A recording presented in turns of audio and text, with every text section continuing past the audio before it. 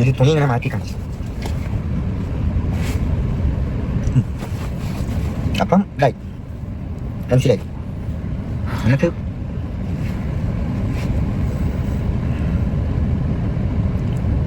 എന്തോ ചെയ്യണമെന്ന് ഞാൻ അറിയത്തില്ല. അങ്ങോട്ട് എന്തോ ഇതാവും. ഹലോ ഗൈസ്, വെൽക്കം, വണക്കം. കിച്ചുവിൻ്റെ ഒരു വീഡിയോ വന്നു.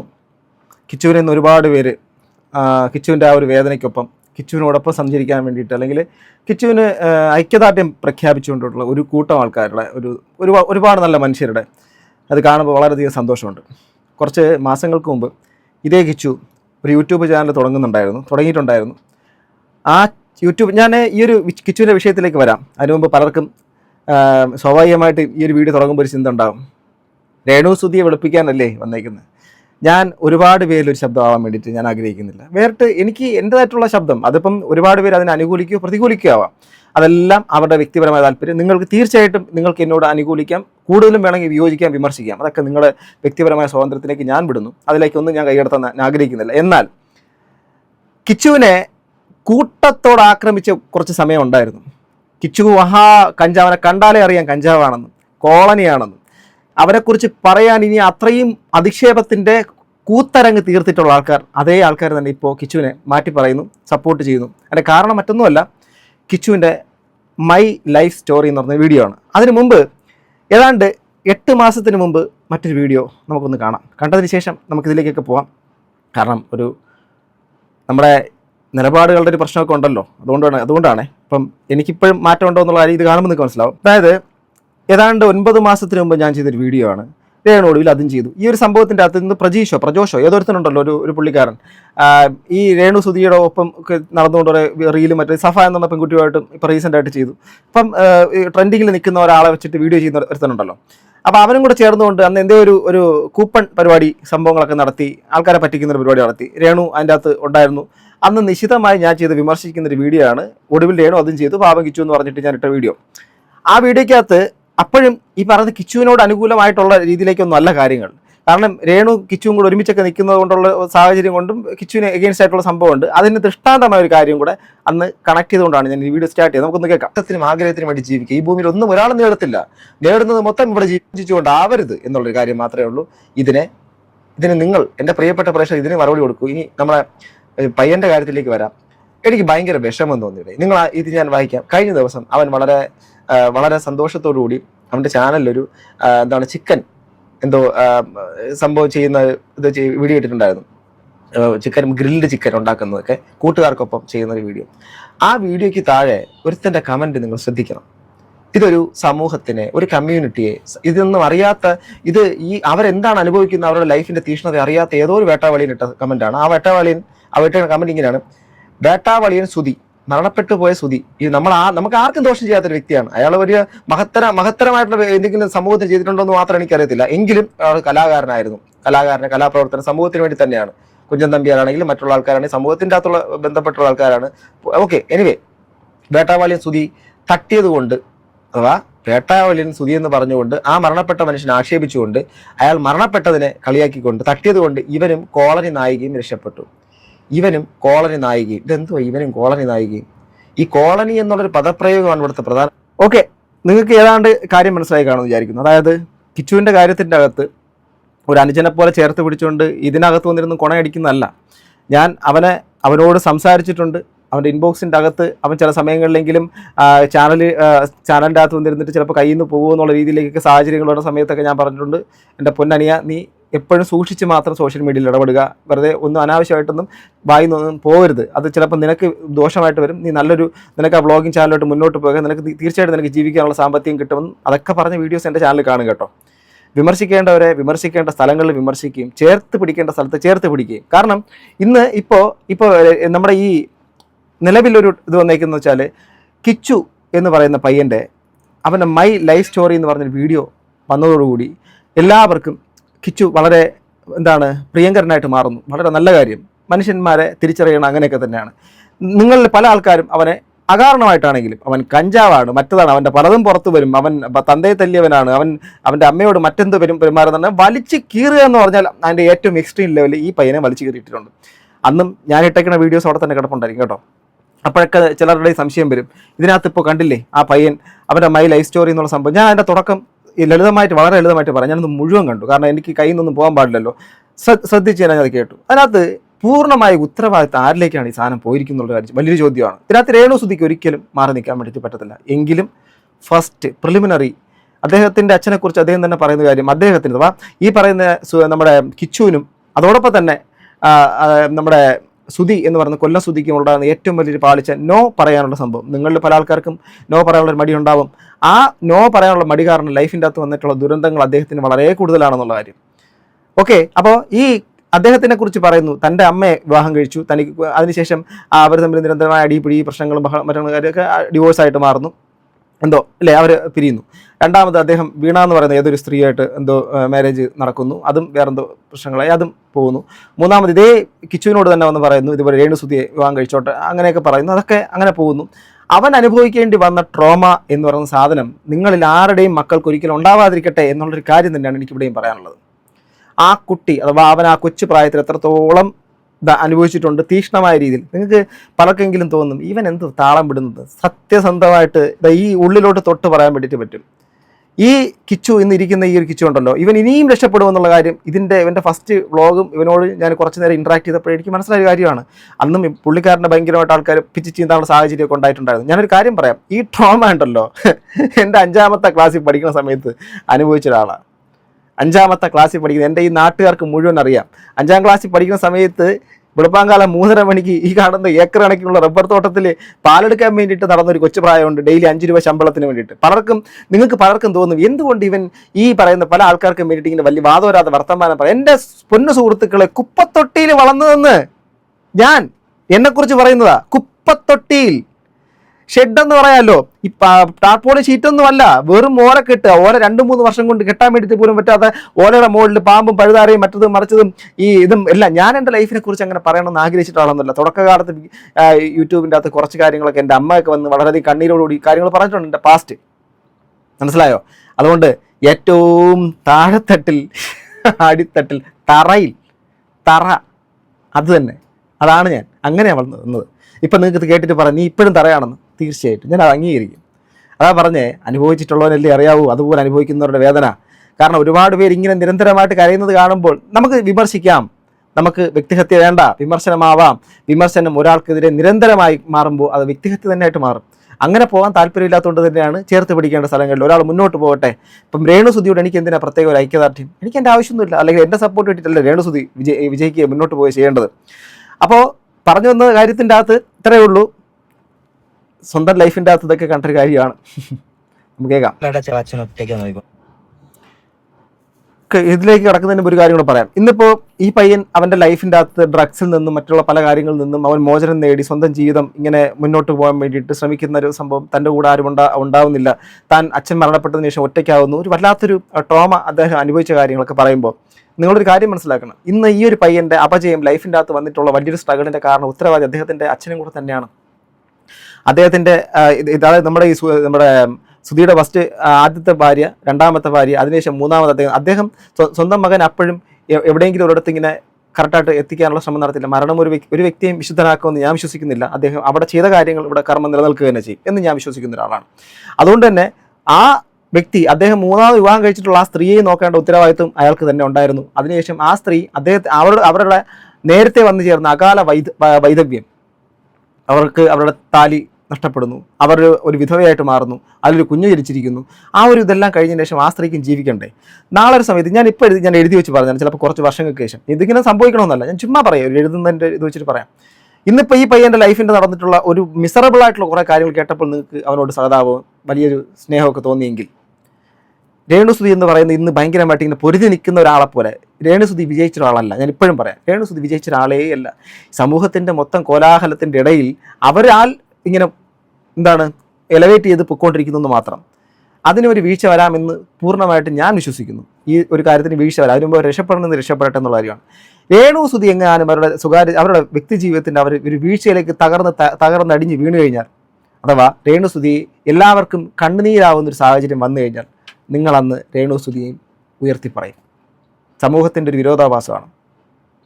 നിങ്ങൾക്ക് എല്ലാവർക്കും അവരോടുള്ള ഇന്നത്തെ വെറുപ്പ് ചിലപ്പോൾ മാറുന്നത് ഒരു സിറ്റുവേഷനിൽ അവർക്ക് എന്തെങ്കിലും പ്രതികൂലമായ സാഹചര്യം വന്നു ചേരുമ്പോൾ ചിലപ്പോൾ നിങ്ങളെല്ലാവരും അവരോടൊപ്പം നിൽക്കും. ഞാനതാ പറഞ്ഞത്, ഞാൻ എൻ്റെ ഉള്ളിൽ നിന്നും എൻ്റെ ജീവിതത്തിൻ്റെ അതീഷ്ണമായിട്ട് ഏറ്റുവാങ്ങിയിട്ടുള്ള കൊടിയ വേദനകളിൽ നിന്നും മാത്രമാണ് ഞാനെന്നുള്ള വ്യക്തി ഇങ്ങനെ നിലനിൽക്കുന്നത്. മനസ്സിലാവുന്നുണ്ട്? അല്ലാതെ ഞാനിങ്ങനെ മറ്റുള്ളവരുടെ കഥകളും സ്റ്റോറികളും കുറേ വായിച്ചത് കൊണ്ടും ഒന്നുള്ളതല്ല. ലൈഫിൽ കുറേ അധികം കാര്യങ്ങൾ നേരിട്ട് വ്യക്തിപരമായി അനുഭവിച്ചതിൻ്റെ അടിസ്ഥാനത്തിലാണ് പറയുന്നത്. റൂട്ടഡ് എന്ന് പറയില്ലേ, അത് തന്നെ. കേൾക്കാം.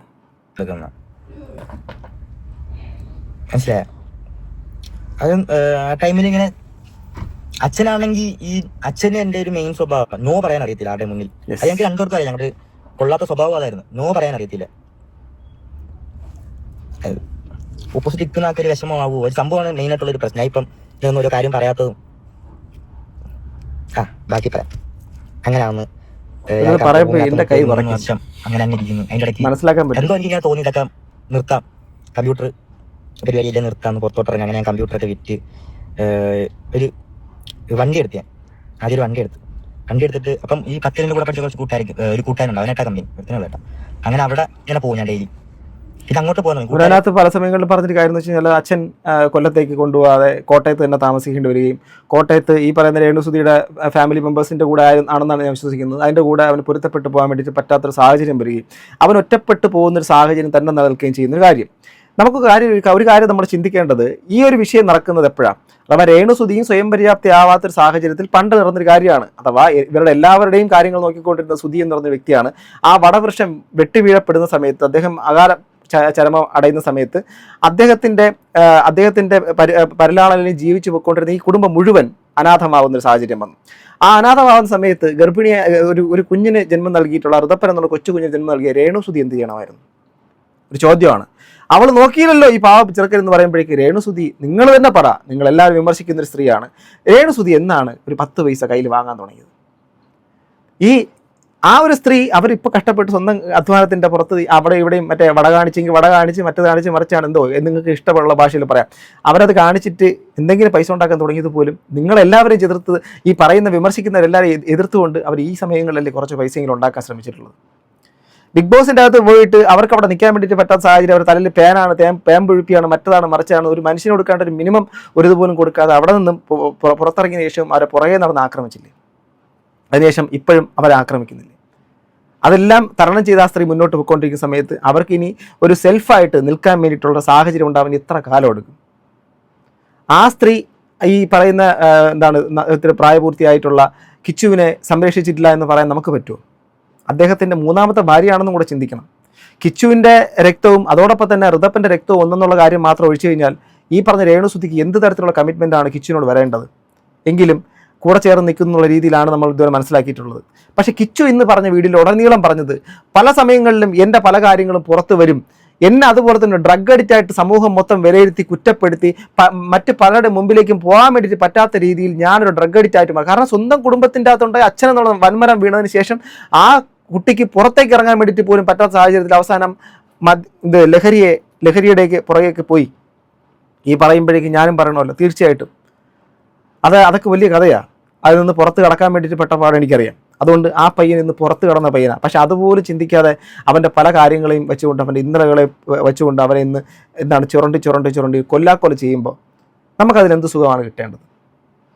ഞാനതാ പറഞ്ഞത്, രേണുസുതിക്ക് നിങ്ങൾക്ക് വിമർശിക്കണമെങ്കിൽ വിമർശിക്കാം. രേണുസുതി ഈ പയ്യനെ നോക്കിയില്ലല്ലോ എന്ന് നമുക്ക് എങ്ങനെ പറയാൻ വേണ്ടിയിട്ട് പറ്റും? അതിൻ്റെ ഉത്തരവാദിത്വം എങ്ങനെയാണ് ആ സ്ത്രീയിൽ വരുന്നത്? ആണോ? പക്ഷേ മാനുഷികപരമായിട്ടുള്ള കാര്യങ്ങൾ വെച്ച് നോക്കിക്കഴിഞ്ഞാൽ അവരിപ്പോൾ കുറച്ചെങ്കിലും ഇതായിട്ട് വന്നതിന് ശേഷം, ഇവൻ്റെ ഈ ഒരു വീഡിയോ അവൻ്റെ സാഹചര്യം എല്ലാം മനസ്സിലാക്കിയതിന് ശേഷം, ഇനി രേണുസുതി ഇത്രയും തീർത്തും അവനെ ചേർത്ത് പിടിച്ചിട്ടില്ല എങ്കിൽ സ്വാഭാവികമായിട്ടും ഈ പറയുന്ന വളരെ രൂക്ഷമായ ഭാഷയിൽ തീർച്ചയായിട്ടും ഞാനും വിമർശിക്കുമായിരുന്നു. ഒരു സംശയം വേണ്ട കാര്യത്തിനകത്ത്. ഇങ്ങനെ അങ്ങോട്ട് പോകാനായിട്ട് തുടങ്ങി. അപ്പോഴും അച്ഛൻ്റെ ആ സമയത്ത് എന്ന് പറഞ്ഞാൽ അച്ഛനെ കിട്ടുന്ന ഒരു സ്നേഹം എന്താണെന്ന് വെച്ചാൽ, ഒരു പൈസ മാത്രമേ ഇങ്ങനെ കിട്ടുന്ന ഒരു സ്നേഹം എന്താണെന്ന് വെച്ചാൽ, വേറെ ആർക്കും ഞാൻ അവിടെ സംസാരിക്കത്തില്ല. ഇവരുടെ സ്വഭാവം എല്ലാം ഒരുമാതിരി സ്വഭാവം ഇവരുടെയൊക്കെ. ഇവർ അവിടെ ജോലിക്ക് പോകത്തില്ല, അതിന് അടി, പിന്നെ എന്ത് പറഞ്ഞാലും ഇവർക്ക് എന്തെങ്കിലും പൈസ ഒക്കെ എന്തെങ്കിലും കടം വാങ്ങി. ഇതൊക്കെ പറയണോ? എനിക്ക് കുറെ കാര്യങ്ങളുണ്ട് എനിക്ക് പറയാം, എനിക്ക് എങ്ങനെ പറയണോ? അത് പറയാൻ വേണ്ടിയിട്ട് പോലും പറ്റുന്നില്ല. ഇതെല്ലാം പറയുന്നത് നമ്മുടെ രേണുസുതിയുടെ ഫാമിലി ബാക്ക്ഗ്രൗണ്ടിൻ്റെ അകത്തുള്ള കാര്യങ്ങളെക്കുറിച്ച് ആ കുട്ടി അനുഭവിച്ചതാണ് പറയുന്നത്. അവൻ ഒരിക്കലും കള്ളം പറയേണ്ട കാര്യമൊന്നുമില്ല. അവൻ അനുഭവിച്ചിട്ടുള്ള കാര്യങ്ങൾ തന്നെ ആയിരിക്കും അതൊക്കെ. ഒരിക്കലും ഞാനത് നിരാകരിക്കുന്നൊന്നുമില്ല. നമ്മൾ നോക്കുമ്പോഴേക്കും ഓരോ വ്യക്തികൾ വെച്ചിട്ട് സംസാരിക്കുന്നുള്ള മാത്രം. അനുഭവിച്ചത് മൊത്തം അവനാണ്. ഫോൺ കണക്ട് ചെയ്തു. ആ ഫോൺ എടുത്ത് എറിഞ്ഞ് എന്തോ അനുവേട്ട പറയുന്നത്, അങ്ങനെ അനുവേണ്ടി ചോദിച്ചാൽ എന്തോ അനുവേട്ട പറയുന്ന അപ്പ ഒരു കാലിന്റെ എന്റെ ശരീരം മൊത്തം ഇങ്ങനെ തണുത്തു പോയി ഭയങ്കരമായിട്ട്. എന്തൊക്കെയാ നടക്കുന്ന ആ ടൈമിൽ ഒന്നും അങ്ങോട്ട് അറിയാൻ വയ്യ. എന്തൊക്കെയോ നടക്കുന്നു, ആരൊക്കെയോ വരുന്നു എൻ്റെ അടുത്ത്, എന്തൊക്കെയോ ഒരു സിനിമയിലൊക്കെ നടക്കത്തില്ല അതുപോലെ ഞാൻ നടക്കുന്നു. ആരൊക്കെ വന്ന് തന്നെ ഒരു വണ്ടിയിൽ കയറ്റി ഇങ്ങനെ കൊണ്ടുവന്നു പൊക്കോണ്ട്. അതിനിടയ്ക്കുള്ള ഒരു ഇത് പറഞ്ഞുതരാം. വണ്ടി പൊക്കോണ്ട് നിൽക്കുമ്പം ഇവര് നേരെ ഒരു എനിക്ക് അപ്പോഴും എന്റെ മനസ്സിലെ വിചാരം എന്ന് വെച്ചാൽ ഡുബേട്ടൻ വല്ല പ്രാങ്ക് വല്ലതും ആണോ, അത് ഇതിനോട് ഒരു അക്സെപ്റ്റ് ചെയ്യാൻ പറ്റുന്നില്ല. എനിക്ക് അവിടെ ചെന്നാലും എനിക്ക് ഒരു സമ്മാനം കിട്ടത്തുള്ളൂ, എനിക്ക് ചെല്ലണം. അപ്പോഴത്തേക്കും കാർ ഇങ്ങനെ പൊക്കോണ്ട് നിൽക്കുന്നതിനടുത്ത് ഇവര് അടിച്ചു പൊളിയാ പോകുന്ന വഴിക്ക്. ഒരു 5 സ്റ്റാർ ഹോട്ടലിൽ ഞാൻ ഇങ്ങനെ ഇരിക്കുക, എന്തോ ചെയ്യണമെന്ന് അറിയത്തില്ല. എനിക്ക് എന്റെ മനസ്സിൽ വരുന്നതെന്ന് വെച്ചാൽ ഞാൻ അങ്ങോട്ട് എന്തോ ചെയ്യും. ഋതപ്പനെ ഞാൻ ഇങ്ങനെ നോക്കും. ഇതൊക്കെ ഭ്രാന്തരത്തിൽ എനിക്ക് എന്തോ ചെയ്യണമെന്ന് അറിയത്തില്ല. സ്റ്റക്കായില്ല. ഇപ്പൊ ഇങ്ങനെ നിൽക്കുക, എന്തോ അങ്ങോട്ട് അങ്ങനെ ഒന്നും അറിയത്തില്ല. ഇങ്ങനെ നിൽക്കുക. ഇവര് 5 സ്റ്റാർ ഹോട്ടലിൽ കയറി ഫുഡ് കഴിക്കുന്നുണ്ട്. തുപ്പ ഇറക്കാൻ പറ്റുന്നില്ല എനിക്ക്. ഒന്നും മിണ്ടാതെ എനിക്ക് അന്നോട്ട് തുടങ്ങി എനിക്കൊന്നും റെസ്പോൺസ് ചെയ്യാൻ പറ്റുന്നില്ല. എനിക്ക് ഒന്നിനോടൊന്നും ഭയങ്കരമായിട്ട് ഒറ്റയ്ക്ക് ഇങ്ങനെ എന്തോ ആയിപ്പോയി. ഞാൻ ഹോട്ടലിൽ കയറുന്നു, ഫുഡ് കഴിക്കുന്നു, വീണ്ടും പോകുന്നു. ആശുപത്രി എത്തുന്നവരെ ചിന്തിക്കും ഇതൊക്കെ ഒരു പ്രാങ്ക് എന്നായിരിക്കണേ, അങ്ങനെ എന്തെങ്കിലും കാര്യക്കണേ. പക്ഷെ പോകുന്ന വഴിക്ക് ഒരു ന്യൂസ് ഇട്ടേക്കുക, ന്യൂസിനകത്ത് കണ്ട്. പക്ഷെ എനിക്ക് അപ്പോഴും എനിക്ക് അങ്ങോട്ട് അക്സെപ്റ്റ് ചെയ്യാൻ പറ്റുന്നില്ല. എന്തോ നേരെ ചെന്ന് ആദ്യച്ഛനെ അവിടെ പോയി കണ്ട് ഞാൻ അകത്ത് ഒരു ആൾക്കാരൊക്കെ അതൊക്കെ ഇങ്ങനെ കൊണ്ടുവന്ന് ഒരു റൂമിങ്ങനെ തുറന്നിട്ടേക്ക് ഇങ്ങനെ ഒരു തുണി ഇങ്ങനെ മാറ്റി കാണിച്ചു. അപ്പം ഇതായി മനസ്സിലായി. എന്നിട്ട്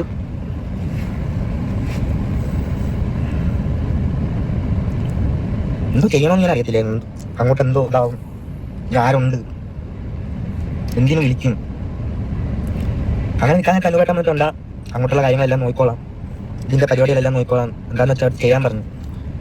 അതായത് അവരതൊക്കെ ചെയ്യുന്നു. ഇതിന്റെ ഇടയ്ക്കാണെങ്കിൽ കൊല്ലത്ത്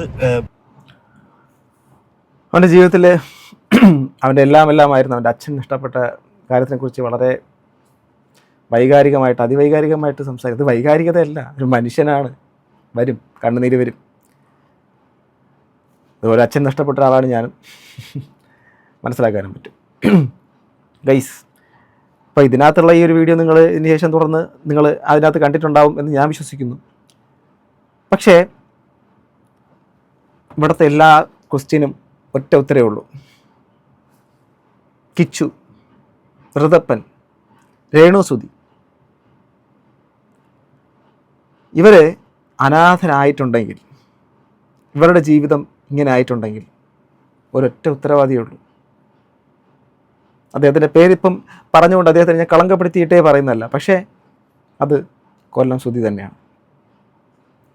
തൻ്റെ ജീവിതത്തിൻ്റെ അകത്ത് 2 പങ്കാളികൾ പല സാഹചര്യങ്ങളിൽ വേർപിരിഞ്ഞ് പോയ സമയത്ത് അവർ പിന്നെ ഒരു ഭാഗ്യപരീക്ഷണം പോലെ ഒരു മൂന്നാമതൊരു സ്ത്രീയെ ജീവിതത്തിലേക്ക് കടത്തിക്കൊണ്ടുവന്ന് അവർക്കും ഒരു സ്വപ്നം കൊടുത്ത് അതിനകത്തൊരു കുഞ്ഞിനെ ഉണ്ടാക്കി കൊടുത്ത് തൻ്റെ ആദ്യത്തെ മകനെ നേരാവണ്ണം പരിലാളനയോടുകൂടി അവന് നേരെ നന്നായിട്ട് നോക്കാനോ എടുക്കാനുള്ള സാഹചര്യം ഒന്നും സൃഷ്ടിക്കാതെ അവനും എങ്ങോട്ടോ എങ്ങനെയൊക്കെ തേരാപാര നടക്കുന്നൊരു സാഹചര്യത്തിലാക്കി ഈ പറയുന്ന വിവാഹം കഴിച്ചുകൊണ്ടുവന്ന സ്ത്രീയെയും അതിനൊരു കുഞ്ഞും ഉണ്ടാക്കി കൊടുത്ത് ഇതെല്ലാം കഴിഞ്ഞതിന് ശേഷം അദ്ദേഹം ഒരു സുപ്രഭാതത്തിൽ ഒരു നമ്മളെ ക്ഷണിക്കാതെ വരുന്ന ഒരു അതിഥിയെ പോലെ മരണം വന്ന് വിളിച്ചുകൊണ്ട് പോയപ്പോൾ അദ്ദേഹം അങ്ങ് പോയി. ധാരാണെങ്കിലും പോകേണ്ടി വരും. ആ പയ്യൻ എന്ത് ചെയ്യണം? കിച്ചു, ഈ വിതുമ്പിക്കൊണ്ടിരിക്കുന്ന കിച്ചു എന്ത് ചെയ്യണം? ഈ കിച്ചുവിനെ ഈ പറയുന്ന രേണുസുതിയോ അവർക്ക് അതിൻ്റെ ബാധ്യതയുണ്ടോ? അവർക്ക് അതിനുള്ള സാഹചര്യമോ സാമ്പത്തികമോ മറ്റുള്ള കാര്യങ്ങളോ ഉണ്ടോ? ഇപ്പോൾ പോലും ആ സ്ത്രീക്കുണ്ടോ? ഞാൻ പറയുന്നത് ഇതൊരു മാനുഷികമായിട്ടുള്ള കാര്യമാണ്. ഇനി ഇപ്പോൾ നിലവിൽ അവർക്ക് ഒരുപാട് പ്രോഗ്രാംസ്, ഗൾഫ് കൺട്രീസിലെ യാത്രകൾ, മറ്റുള്ള പല കാര്യങ്ങളെ കൊണ്ട് അത്യാവശ്യം സാമ്പത്തികം വന്നു പോകുന്നു ഞാൻ വിശ്വസിക്കുന്നു. സ്വാഭാവികമായിട്ടും ആ പയ്യൻ്റെ കാര്യങ്ങൾ, അല്ലെങ്കിൽ ഞാൻ പറയുന്നതേ കിച്ചു ഒരിക്കലും എൻ്റെ വീഡിയോ കാണുമെന്ന് അറിയത്തില്ല, ഒരിക്കലും വേദനിക്കേണ്ട കാര്യമുണ്ടെന്ന് ഞാൻ വിശ്വസിക്കുന്നില്ല. ചാൾസ് ഡാർവിൻ പറഞ്ഞിട്ടുള്ള കാര്യമുണ്ട്, സർവൈവൽ ഓഫ് ദ ഫിറ്റസ്റ്റ്. നമ്മൾ ഈ കാഠിന്യമുള്ള പരീക്ഷണങ്ങളെല്ലാം തരണം ചെയ്ത് പോകുന്നവൾ മാത്രമായിരിക്കും ഈ ഒരു പരീക്ഷയിൽ വിജയിക്കുന്നത്. എന്തായിരുന്നാലും എൻ്റെ അത്രയും ഉണ്ടോ എന്നുള്ളത് എനിക്കറിയത്തില്ല. പക്ഷേ എങ്കിലും അവൻ്റെ ആ ഒരു ട്രോമ അവൻ്റെ ആ ഒരു ഒറ്റപ്പെടൽ, അതിൻ്റെ ആ ഒരു ലോൺലിനെസ് എന്നുള്ള സാഹചര്യങ്ങളൊക്കെ നോക്കുമ്പോൾ മനസ്സിലാക്കാൻ വേണ്ടിയിട്ട് പറ്റി എത്രമാത്രമായിരിക്കും ആ കുഞ്ഞു മനസ്സ് അപ്പോഴേ വേദനിച്ചിട്ടുണ്ടാവുക. അപ്പോൾ അതിന് കാരണക്കാരൻ ആരാണെന്നുള്ള കാര്യം നമുക്ക് എല്ലാവർക്കും അറിയുകയും ചെയ്യാം. ഇനി ആ അർദ്ധപ്പൻ എന്ന് പറയുന്ന കൊച്ചുകുട്ടിയും വളർന്നു വരുന്നുണ്ട്. അപ്പോൾ അതിന് കിട്ടേണ്ട കുഞ്ഞുനാളിൽ കിട്ടേണ്ട പരിചരണങ്ങളും മറ്റുള്ള കാര്യങ്ങളും ഇതെല്ലാം സ്വാഭാവികമായിട്ട് ഫ്യൂച്ചറിൽ അതിനും ട്രോമ ഉണ്ടാവാതിരിക്കണം. ഈ പയ്യൻ അവൻ്റെ ലൈഫിനെ നല്ലൊരു കൗൺസിലിംഗ്, ഇവനിപ്പോൾ ആവശ്യം എന്ന് വെച്ചാൽ നല്ലൊരു ഒരു കൺസൾട്ടിങ് സൈക്കോളജിസ്റ്റിൻ്റെ, ക്ലിനിക്കലി പ്രൂൺ ആയിട്ടുള്ള ഒരു സൈക്കോളജിസ്റ്റിൻ്റെ ഒരു ഒരു കൺസൾട്ടിങ് ഒക്കെ കൊടുത്ത് അവൻ്റെ മൈൻഡ് ഒന്ന് സെറ്റാക്കി എടുക്കുക എന്നുള്ളതാണ്. അവരെന്നിട്ടും അത്രയും കഷ്ടപ്പെട്ടിട്ട് അവൻ ഡ്രഗ്സിനെ അതിജീവിച്ചു. അവനിനി ജീവിക്കാൻ വേണ്ടി ഞാൻ അവൻ്റെ ചാനൽ, ഇതൊന്നും എന്തിനാണ് പറയുന്നത്, ആ ചാനൽ തുടങ്ങിയ സമയത്തും എൻ്റെ ചാനലിൽ കൊണ്ടിട്ടിട്ട് ഞാൻ പറഞ്ഞു ഈ ചാനൽ ഒന്ന് എല്ലാവരും സബ്സ്ക്രൈബ് ചെയ്യണമെന്ന് ഞാൻ പറഞ്ഞിട്ടുണ്ട്. ചിലപ്പോൾ സബ്സ്ക്രൈബ് ചെയ്തിട്ടുള്ള നിങ്ങൾ പലരും ഉണ്ടാവും. അതിലെല്ലാം അവൻ്റെ ഓരോ വളർച്ചയുടെ പടവുകൾ കാണുമ്പോൾ ഞാൻ സന്തോഷിച്ചിട്ടേ ഉള്ളൂ. ഇതൊക്കെ എങ്ങനെയാണ് മനസ്സിലായില്ലേ? ഞാൻ പറയുന്നു, നാളൊരു സമയത്ത് ഇതേ ഈ രേണുസുതി എന്ന് പറയുന്ന നിങ്ങളെല്ലാവരും ചിലപ്പോൾ നിങ്ങൾ പല ആൾക്കാർ വെറുക്കുന്ന ആ സ്ത്രീയും അവർക്കൊരു പ്രത്യേക ഒരു വീഴ്ച വന്നു കഴിഞ്ഞാൽ നിങ്ങളുടെ ഉള്ളിലെ കരുണ ഉറപ്പായിട്ടുണ്ടാവും. കാരണം കുറച്ച് നാളിന് മുമ്പ് ഈ പറയുന്ന കിച്ചുവിനെ ഡ്രഗ് അഡിക്റ്റ് ആണെന്നും മദ്യപാനിയാണെന്നും അവളെ കണ്ടില്ലേ എന്നൊക്കെ പറഞ്ഞിട്ട് എത്രയോ മോശമായ പരാമർശം നടത്തി. ഇന്ന് അതെല്ലാം മാറി അവനെ ചേർത്ത് പിടിക്കാൻ നിങ്ങൾക്ക് കഴിഞ്ഞിട്ടുണ്ടെങ്കിൽ ഒരാളുടെ ഏറ്റുപറച്ചിലൂടെ അയാളെ മനസ്സിൽ ചോദിച്ചു എന്തിനാണ് ഇവരെ ഇങ്ങനെ പറയുന്നത്, നിങ്ങൾ വെറുത്തോളൂ. എനിക്ക് അത്രേ പറയാനുള്ള കാര്യത്തിൽ. ഇക്കാരണത്താൽ നിങ്ങൾ വെറുക്കുകയാണെങ്കിൽ ഞാനിപ്പോൾ നേരത്തെ 9 മാസത്തിന് മുമ്പ് ഞാൻ കിച്ചുവിനെ കുറിച്ച് എന്താണ് അഭിപ്രായം പറഞ്ഞത് അത് തന്നെയാണ് ഇപ്പോഴും ഞാൻ പറയുന്നത്. രേണുവിനെ വിമർശിക്കേണ്ട സ്ഥലങ്ങൾ വിമർശിച്ചിട്ടുണ്ട്. പക്ഷേ ഇപ്പോൾ എൻ്റെ അഭിപ്രായം ഞാനിത് തുറന്ന് പറഞ്ഞു കഴിഞ്ഞു. സ്വാഭാവികമായിട്ടും ആ സ്ത്രീ ജീവിക്കട്ടെ എന്ന് മാത്രമല്ല ഞാൻ എന്തോ പറയാൻ, അവർ നശിച്ച് നാമാവശേഷം പണ്ടാറടങ്ങി പോകണമെന്ന് ഞാൻ പറയണോ? ആരെക്കുറിച്ച് എന്ത് കാര്യം, അതുകൊണ്ടുള്ള എന്ത് ഗുണമുള്ളത്? അവർക്കും ഒരു കുഞ്ഞ് വളർന്നു വരുന്നു. ആ കുഞ്ഞിനെ ജന്മം നൽകിയ ഒരു സ്ത്രീയാണ് അവർ. ആ കുഞ്ഞിനെ നോക്കാൻ വേണ്ടിയിട്ട് പറ്റാത്തൊരു സാഹചര്യത്തിൽ ഇവർ കിടന്നു പോയി കഴിഞ്ഞാൽ, ഒരു കിടരോഗിയായി പോയി കഴിഞ്ഞാൽ ഇവർ ആ കുട്ടി ആര് നോക്കും? അപ്പോൾ ഈ സ്ത്രീ നിലനിൽക്കേണ്ട ആവശ്യമില്ലേ? അവരുടെ ഭാഗത്ത് ഒരുപാട് മിസ്റ്റേക്സ് ഉണ്ട്. ഞാനത് പല പ്രാവശ്യം എൻ്റെ വീഡിയോയ്ക്ക് വ്യക്തമായി പറഞ്ഞു. വിദ്യാഭ്യാസത്തിൻ്റെ പരമായിട്ടുള്ള കാര്യങ്ങളോ സാമൂഹിക ബോധത്തിൻ്റെ പരമായിട്ടുള്ള സാമൂഹിക അടുപ്പത്തിൻ്റെയൊക്കെ പല കുറവുകളും പരിമിതികളും അവരുടെ പ്രവൃത്തിയിലുണ്ട്. മാറിയേക്കാം, ചിലപ്പോൾ അത് മാറാതെ ചിലപ്പോൾ അഹങ്കാരത്തിൻ്റെ പീക്കിലേക്ക് പോയേക്കാം. എന്താണെങ്കിലും അതിൻ്റെ ഫലം അവർക്ക് തന്നെ ലഭിക്കും. എന്തായാലും കിച്ചു, ഞാൻ ഉറപ്പിച്ച് പറയുന്നു, കിച്ചു രക്ഷപ്പെടും. ഇത്രയും എനിക്ക് പറയാനുള്ളൂ. നിങ്ങളുടെ അഭിപ്രായം മാന്യമായി, നിങ്ങളുടെ അഭിപ്രായം എന്ത് വേണമെങ്കിലും, എന്തായാലും എന്നെ തെറി വിളിക്കും, ഉറപ്പാണ്.